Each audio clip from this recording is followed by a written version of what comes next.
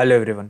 तो आज की इस वीडियो में हम लोग बात करेंगे एसएससी एक्सपेक्टेड एग्ज़ाम डेट्स के बारे में, क्योंकि अभी हाल फिलहाल में एमटीएस का एग्ज़ाम भी पोस्टपोन हो गया। इसका नोटिस कल ही आया है। तो जैसा कि हम लोगों ने पहले ही आपको बताया था कि सारे एग्ज़ाम्स पोस्टपोन होंगे, एमटीएस भी पक्का पक्का पोस्टपोन होगा, इसकी बात पहले ही हो चुकी थी।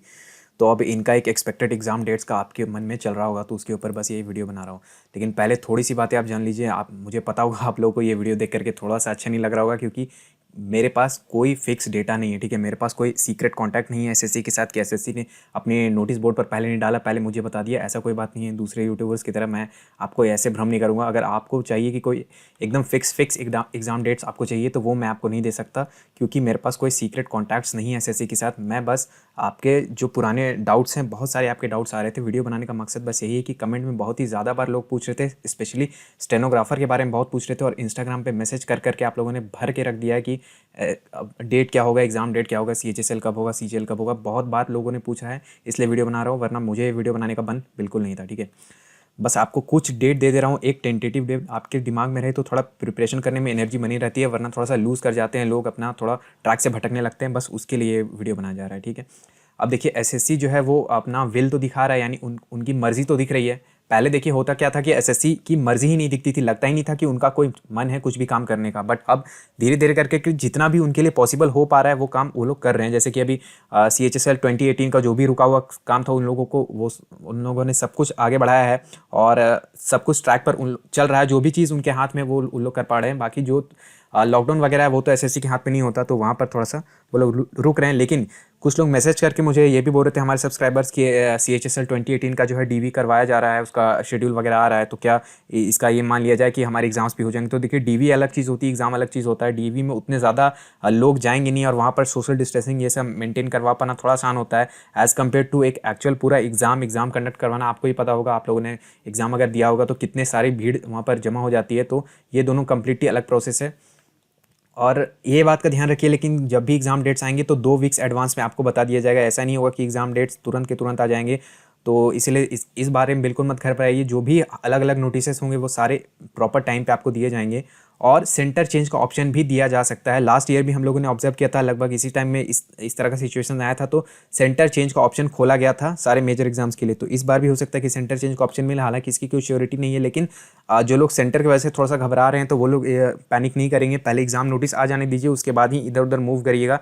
एक बार चेक कर लीजिएगा, शायद हो सकता है आपको सेंटर चेंज का भी ऑप्शन मिले। अब देखिए, जो ऑर्डर फॉलो होगा मोस्ट प्रोबेबली ये वाला होना चाहिए कि पहले सीएचएसएल को करवाएंगे, क्योंकि ये बीच में लटक गया था। तो ऑब्वियस सी बात है कि पहले इसको वो लोग खत्म करवाना चाहेंगे, क्योंकि इसमें फिर क्वेश्चन पेपर बदलने का लफड़ा हो जाएगा। वो लोग करना नहीं चाहते, जनरली एसएससी क्वेश्चन पेपर्स को नहीं बदलती, तो इसीलिए वो लोग इसको पहले करवाना चाहेंगे। उसके बाद स्टेनोग्राफर होगा, फिर सीजीएल और एमटीएस। अब आप बोल रहे होंगे कि स्टेनोग्राफर बीच में क्यों घुसाया गया, तो देखिए, मैं सिर्फ पहले तो ये 4 एग्जाम्स की बात करूंगा। दूसरे एग्जाम्स वाले जो आए हैं उनसे मैं माफ़ी चाहता हूँ, उनकी बात मैं नहीं कर पाऊंगा। तो स्टेनोग्राफर बीच में इसलिए घुसाया जाएगा क्योंकि स्टेनोग्राफर जो है उसको उन लोगों ने इस तरह से इग्नोर किया है, इस तरह से इग्नोर किया है, मतलब जैसे कोई अपने बेरोजगार सौतेले बच्चे को इग्नोर करता है, उस तरह से इन लोगों ने इग्नोर किया है इसको। तो फिर मुझे लगता है कि अब एटलीस्ट इसके साथ जस्टिस वो लोग करना चाहेंगे। और दूसरी बात है कि स्टेनोग्राफर कंडक्ट करवाना सीजीएल के कंपैरिजन में थोड़ा सा इजी भी है, क्योंकि अगर ये दोनों एग्जाम वो लोग कंडक्ट करवा कर देख लेते हैं कि कैसा माहौल चल रहा है, उनकी कैपेसिटी क्या है, वो लोग सही से कर पा रहे नहीं कर पा रहे, स्टूडेंट्स आ पा रहे हैं या नहीं आ पा रहे, तब फिर वो लोग सीजीएल के ऊपर जा सकते हैं। क्योंकि स्टेनोग्राफर मुश्किल से 3 दिन 4 दिन चलने वाला एग्जाम है। तो मुझे लग रहा है कि हो सकता है स्टेनोग्राफर पहले हो जाए, क्योंकि सीजीएल के ऊपर वो लोग कोई आँच नहीं चाहेंगे। सीजीएल को वो लोग टॉप मोस्ट प्रायोरिटी पर रखते हैं। उसमें ज़रा सा भी उन लोगों को ये नहीं चाहिए कि बीच में एग्जाम कैंसिल करवाना पड़ रहा है, पोस्टपोन करवाना पड़ रहा है, या फिर कोविड वगैरह से कुछ उल्टा सीधा हो गया। वो लोग नहीं चाहेंगे कि सीजीएल के साथ ऐसा कुछ भी हो। तो इसीलिए हो सकता है कि ये पहले हो, और फिर फाइनली लास्ट में एमटीएस करवाया जाएगा। अब हो सकता है ये दोनों का प्रोसेस ऊपर नीचे हो जाए, यानी पहले सीजीएल और फिर स्टेनोग्राफर भी हो सकता है। बट मुझे पर्सनली ऐसा लगता है कि अब एटलीस्ट उन लोग को स्टेनोग्राफर पे ध्यान देना चाहिए, और वो लोग देंगे भी, क्योंकि बहुत दिनों से इसको इग्नोर किया गया। इसकी कहीं पे बात भी नहीं की जाती, कुछ ये भी नहीं बोलते शांति से कि यार इसके लिए हम लोग कुछ कर रहे हैं, कुछ सोच रहे हैं, कोई आश्वासन भी नहीं दिया जाता। अगर आप लोग तैयारी कर रहे हैं तो फ्री में, अगर आप लोग मॉक टेस्ट लेना चाहते हैं एसएससी स्टेनोग्राफर की, सीजीएल की, सीएचएसएल की, बहुत सारे फ्री मॉक टेस्ट, प्लस आपको बहुत सारा फ्री स्टडी मटेरियल जैसे कि ई बुक्स और मंथली करंट अफेयर्स सब कुछ मिल जाएगा।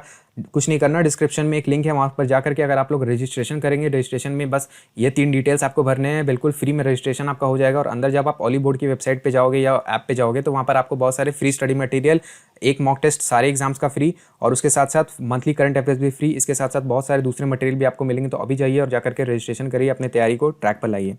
अब बात करते हैं थर्ड वेव की। देखिए मेन जो कंसर्न है वो थर्ड वेव का ही है कि थर्ड वेव जब आता है, कैसे आता है और उसकी क्या इंटेंसिटी वगैरह रहती है, उसके ऊपर ही बहुत सारी चीज़ें निर्भर करेंगी। एक बात तो क्लियर है कि सेकंड वेव के तुरंत बाद थर्ड वेव नहीं आ जाएगा, थोड़ा सा बीच में टाइम गैप जरूर मिलेगा वैक्सीनेशन वगैरह की वजह से। अब पहले जो हम लोगों ने वीडियो बनाया था उसमें यह बात की गई थी कि एग्जाम डेट्स जो अनाउंस हुए थे उसमें एक असम्पशन बहुत बड़ा लेकर के चला गया था कि जो वैक्सीनेशन है वो टाइम पर किया जाएगा और अच्छे से किया जाएगा। लेकिन अब जो है देख करके लग रहा है कि वैक्सीनेशन उतनी अच्छी से नहीं हो रहा है। हालांकि बहुत तेज़ी से अभी हाल फिलहाल में काम हुआ है, लेकिन वो भी इनफ नहीं है, उसको सस्टेन कर पाना थोड़ा सस्टेनेबल काम नहीं है। तो इसीलिए आप यहाँ पर देखोगे एक न्यूज़ कटआउट है द हिंदू का, इसका डिस्क्रिप्शन में आपको लिंक भी दे दूंगा, चाहे तो डिटेल्स में पढ़ सकते हो। ICMR यानी Indian council of medical research scientist की टीम ने और इसमें इंपीरियल कॉलेज ऑफ लंदन दोनों ने मिल करके एक रिसर्च किया है और उसमें उन्होंने एक कंक्लूजन ये निकाला है कि कोविड-19 का जो थर्ड वेव है वो उतना ज़्यादा ये नहीं रहने वाला, मतलब सीवियर नहीं रहेगा, उतने ज़्यादा केसेस में नहीं आएंगे। रीज़न देखिए थोड़ा सिंपल सा है, आप लोग भी समझ सकते हो कि एक तो वैक्सीनेशन स्पीड में हो रहा है और दूसरी बात है कि सेकंड वेव के अंदर इतने ज़्यादा लोग इन्फेक्ट हो गए थे कि नेचुरल इम्यूनिटी भी बहुत सारे लोगों में बन गई है, तो इस बार उतनी सीवियरिटी नहीं रहने वाली। दूसरी बात ये भी है कि सेकंड और थर्ड वेव के बीच में थोड़ा सा एक कूल ऑफ पीरियड भी रहेगा, थोड़ा सा गैप भी रहेगा, जैसे कि फर्स्ट और सेकंड वाले में रहा था। तो सारे जैसे कि पिछले बार हुआ था कि फर्स्ट वेव के बाद जो थोड़ा सा टाइम मिला था सेकंड वेव तक आते आते, उसमें देखिए इतना बड़ा एग्जाम RRB NTPC के ज़्यादातर शिफ्ट्स करवा लिए गए थे, कंडक्ट करवा लिए गए थे, जो कि कोई छोटी बात नहीं है। उस बीच के गैप में ही करवा लिया गया था। उसके बाद CHSL का एग्जाम भी आपका चल ही रहा था, जितना टाइम तक वो लोग करवा सकते थे उतना टाइम तक उन्होंने करवाया था। हालांकि स्टेनोग्राफर बीच में भी लेने का उनके पास मौका था, वो लोगों ने एक अपॉर्चुनिटी गवा दी थी। तो इसी तरह से अभी सेकंड वेव जब खत्म होती है उसके बाद थर्ड वेव शुरू होती है, के बीच में जो थोड़ा सा टाइम बचता है वहाँ पर हो सकता है कि स्टार्ट हो जाए। और दूसरी बात की थर्ड वेव कितना इफेक्टिव कितना ये सीवियर रहेगा उसके बारे में भी कोई फिक्स पता नहीं है। तो हो सकता है उतना सीवियर भी नहीं रहेगा, ज़्यादा सीवियर नहीं रहता और उतना स्ट्रिक्ट रिस्ट्रिक्शन नहीं लगाया जाता तो सारे एग्जाम्स कंटिन्यू भी हो सकते हैं। अब मैं एक एक्सपेक्टेड डेट्स आपको बता दे रहा हूँ, फाइनली मैं पॉइंट पर आ रहा हूँ।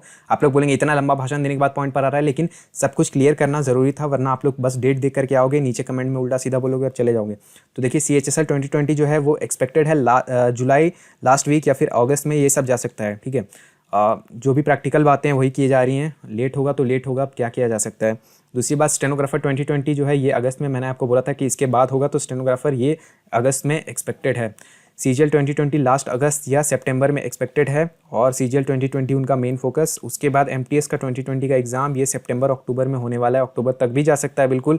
और बाकी तो देखिए मैं जाते जाते ये आपको बात समझा दूं कि ये आपको सिर्फ एक अंदाज़ा लगाने के लिए रखा गया था। आप मान करके चलो अपने एग्ज़ाम का कि अभी से 2 से 3 वीक के बाद आपका एग्ज़ाम हो जाएगा। ठीक है, ये मान करके चलो और प्रिपरेशन उस हिसाब से करो। ठीक है, हमेशा अपने टोज़ पे खड़े रहो, प्रिपरेशन एकदम अपने अच्छे लेवल पे रखो, क्योंकि कब क्या हो जाए कुछ नहीं कहा जा सकता। ठीक है, ये बस एक एक्सपेक्टेड डेट आपके मन में रखने के लिए, ताकि आपको लगता रहे कि एग्ज़ाम होने वाला है, ऐसा नहीं कि एग्ज़ाम होगा नहीं। देखो ये बात तो दिमाग से एकदम निकाल दो कि एग्ज़ाम होगा ही नहीं, एग्ज़ाम तो हो करके रहेगा, तो उसका बिल्कुल टेंशन नहीं लेना। ये बस मैंने आपको एक टेंटेटिव डेट्स बताई थी। तो बस वीडियो यहीं तक था। वीडियो को देखने के लिए आपका बहुत बहुत धन्यवाद। मेरा नाम है ऋषिकेश। जय हिंद।